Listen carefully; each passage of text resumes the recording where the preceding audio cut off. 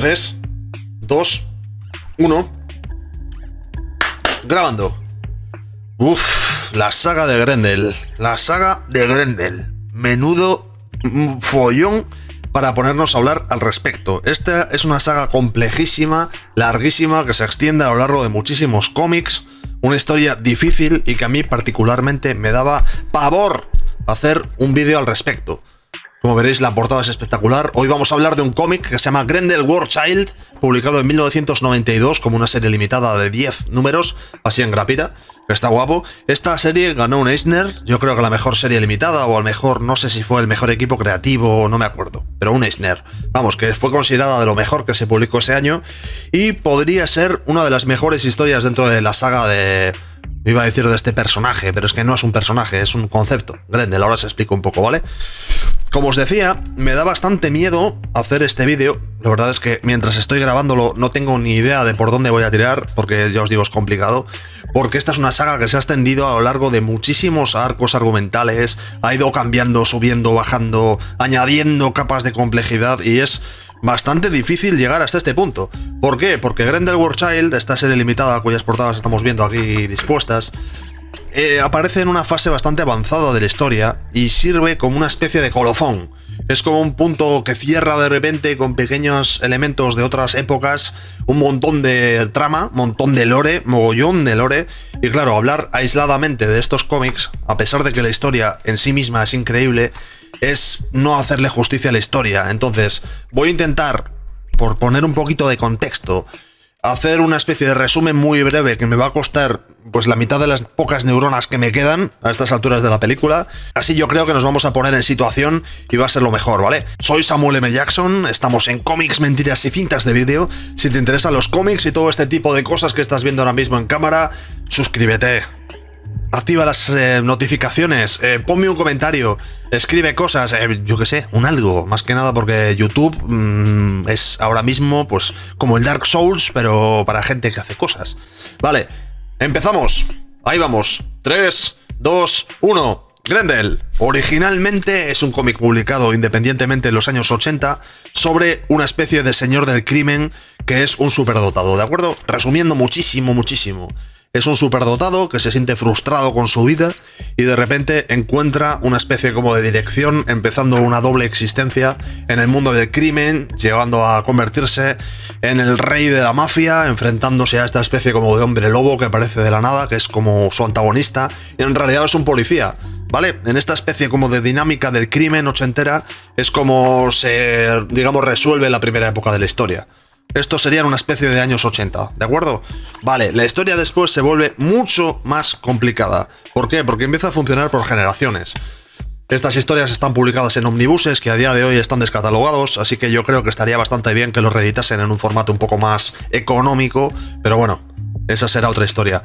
Una vez que muere Hunter Rose, cuya muerte podemos ver, joder, le he clavado, cuya muerte podemos ver en las viñetas aquí, es narrada como una muerte totalmente shakespeariana, la verdad, bastante dramática y bastante poética, en la cual el propio Hunter Rose al morir hace una especie como de manifiesto sobre la libertad, sobre la rebeldía, sobre que no se arrepiente de nada de lo que ha hecho, porque durante un breve tiempo ha brillado por encima de los demás hombres, ¿vale? Una vez muerto Hunter Rose, su legado queda inmortalizado a través de sus diarios y de diferentes obras literarias, ¿no? Entonces queda implantado en la sociedad como una especie como de idea que directamente influye a muchos lectores. Y años después, una mujer emparentada con él acabará retomando el manto de Grendel, ya en un futuro distópico en el cual la autoridad, la policía se ha hecho fuerte y tiene, digamos, de una manera mucho más rígida a la sociedad. En un contexto en el cual de repente a su hijo lo asesinan, lo secuestran y lo asesinan unos vampiros, vamos a decirlo así. Suena muy ridículo dicho así, pero la verdad es que en el contexto de la historia tiene sentido. Aparecen unos vampiros que viven, digamos que escondidos en la sociedad y matan a su hijo, lo cual obliga a esta mujer, Christine Spar, a tomar el manto de Grendel, ¿no? A buscar su disfraz, a buscar su lanza, a leer sus diarios, imbuirse de sus ideas y salir a pelear en su nombre. Evidentemente, una de las cosas que tiene la idea de Grendel es el poder, es la capacidad de superarse uno mismo y de ser más que un individuo y enfrentarse al poder, pero también la tragedia de que no va a acabar bien. Eso es así. Entonces, Christine, de acuerdo, consigue vencer a sus enemigos, consigue imponerse a ellos, pero también muere por el camino. ¿Cuál es el problema? Que ella también deja escritos muchos diarios, muchas novelas y demás, con lo cual la leyenda de Grendel sigue creciendo y creciendo, siguen pasando los años, y llega un momento en que los políticos, influidos por estas ideas de poder, de dominación, de violencia, de venganza, empiezan a actuar de una manera cada vez más errática, cada vez más loca, y esto desencadena un conflicto militar a gran escala que hace que el mundo tal y como lo conocemos se destruya. Activan las guerras nucleares, empiezan conflictos entre países y el mundo deja de ser tal como lo conocemos hoy en día para convertirse en una especie de Mad Max, para entendernos, ¿vale? En este mundo de Mad Max lo que nos encontramos es una especie como de ley del más fuerte, en la cual coexisten pues los viejos militares, por así decirlo, los viejos policías. Hay una especie como de ley medieval con, ¿cómo sería?, de dirigentes de territorios, y por otra parte una reaparición de la iglesia, ¿no? Aparece una suerte como de papa, como de, pues eso, no autoridad religiosa que compite con la autoridad política, y después se desvela, aquí viene el gran momento, el gran flash, se desvela a lo largo de la historia que este papa, que estos líderes religiosos no eran más que los vampiros, los mismos vampiros que habían sido los responsables de la muerte del hijo de la mujer que tomó el manto de Grendel muchos años antes, pues son los que habían estado detrás de esta iglesia y que en el fondo lo único que querían era destruir el sol, destruir, pues eso, la luz en la tierra, de destruir las condiciones de los humanos para hacer una especie como de vida, de reino ideal en la tierra para ellos, ¿no? Vale, todo esto es frustrado por de repente, una especie como de terrorista o luchador que de pronto aparece disfrazado de Grendel de la nada, y junto con un luchador civil acaban destruyéndolo todo, acabando con sus armas, acabando con esta iglesia y demás, y haciendo básicamente un golpe de estado. Esto se termina de esa forma, y así es como este civil acaba ascendiendo y convirtiéndose básicamente en un emperador, un dictador, vamos a llamarlo por su nombre.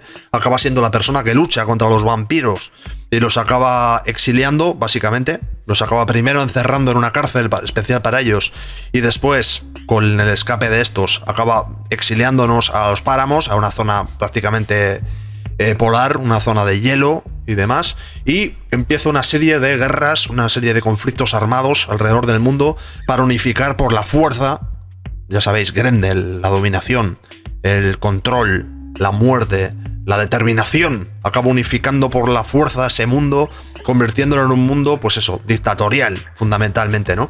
También empieza una especie como de unidad militar de élite, que son los Grendels, que es como el ejército, a ver, es el ejército más fascista que existe, un ejército de determinación y de negación de la humanidad absoluto, y en ese contexto, como siempre sucede, el poder comienza a corromperse, comienza a tener conspiraciones en su propio lecho, y el propio emperador, al darse cuenta de que está envejeciendo y ante su supuesta muerte o sus últimos años, seguramente la estabilidad que le ha costado tanto construir se destruya, empieza un plan bastante complicado para tener descendencia, para tener un hijo que sea suyo y nada más que suyo, y que él pueda adoctrinar y criar a su manera, enseñarle en los valores, estos valores tan cuestionables de este futuro distópico, y que este sea el siguiente emperador que pueda continuar con su obra, ¿no?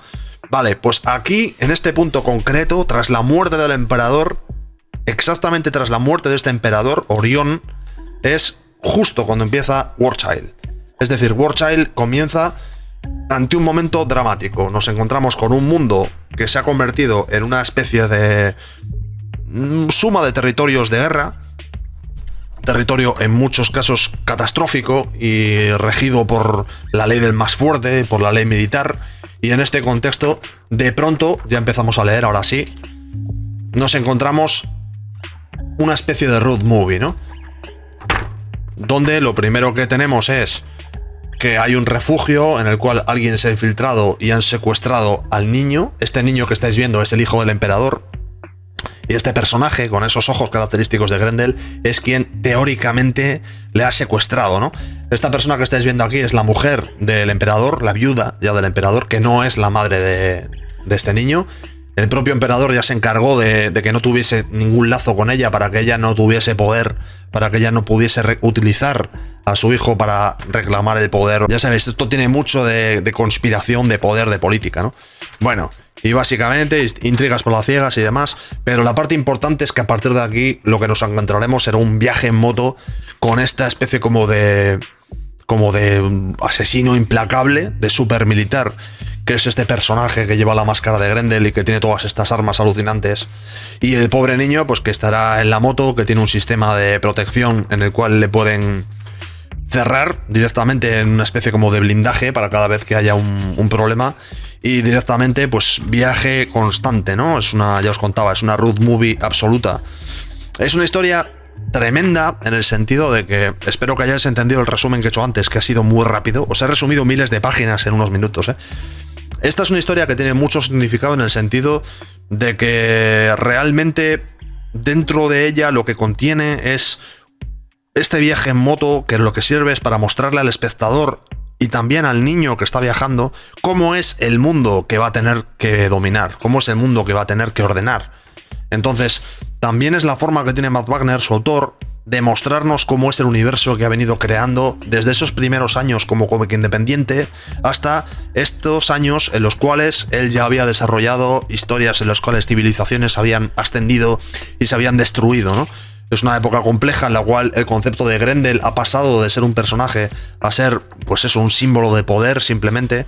Nos encontraremos con bandas que guardan las carreteras, nos encontraremos con personas que han vivido al margen, ¿no?, de la sociedad. Y bueno, en esta viñeta la verdad es que nos queda bastante bien explicado ese concepto de es una road movie, es una historia de carretera. Fundamentalmente está basada en esa relación entre este personaje que estáis viendo ahora mismo, conocido como Grendel Prime, dibujado increíblemente, todo hay que decirlo, por Simon Bisley en estas primeras 4 portadas. El dibujante de la historia se llama Pat McKeown, en realidad es Pat McKeown, pero bueno, Patrick McKeown. Normalmente se le suele acreditar como Pat McKeown. Y el creador, el entintador y guionista es Matt Wagner. Vale, aquí, curiosamente, el papel cambia por un número. Cambia, o sea, hay números que el papel es poroso y en otros es brillante, cosas de la vida. Igual es que, yo qué sé, los precios del papel. Pero bueno, lo importante de aquí es cómo va avanzando la historia, ¿no? La cosa es que por un lado están el ejército del Imperio que les está persiguiendo porque teóricamente este soldado lo que ha hecho ha sido secuestrar al hijo del emperador, ¿no? Claro, lo ha hecho en realidad como parte de un plan de este. El propio emperador fue quien creó a este soldado perfecto, por así decirlo. Fue quien le dio forma y quien le dio misión. Y fue él quien le definió, quien le dijo que a la muerte del emperador, secuestrase a su hijo y se lo llevase lejos. Se lo llevase lejos de la civilización, se lo llevase lejos de la capital del imperio, para que volviese y acabase conquistando esta, ¿no? Un poco anticipándose a lo que os decía antes de la corrupción y estas cosas. Es una historia compleja, sé que es compleja. Este vídeo me está costando, ya os digo, las pocas neuronas que me quedan. Pero es una historia que de verdad que merece la pena. ¿Se puede leer sin haber leído los miles de páginas de Grendel anteriores? Perfectamente. Y se disfruta. Ahora, se disfruta infinitamente más y es espectacularmente satisfactorio si te has leído las sagas anteriores. Pues también. Yo os he tenido que poner en contexto más que nada para que no sea una historia random. Vale.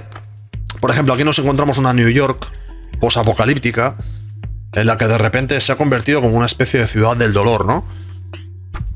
Directamente, es como una ciudad en la cual, pues eso, directamente se autodefinen como los guardianes del dolor, los que guardan las puertas de Nueva York, porque directamente con los desechos radiactivos y con toda la química que ha sucedido, pues básicamente la gente se ha convertido en una especie como de, pues eso, como de mutantes, como de gente enferma, ¿no? Y directamente aquí hay un momento muy bueno en la cual el propio soldado, el propio super soldado directamente, para poder entrar en la ciudad, le dicen que tiene que pagar en dolor. Y lo que hace este soldado es lanzarse al río ácido que hay a la entrada de Nueva York para demostrarles que no tiene miedo al dolor que puede generar la corrupción, ¿no? La corrosión de este ácido.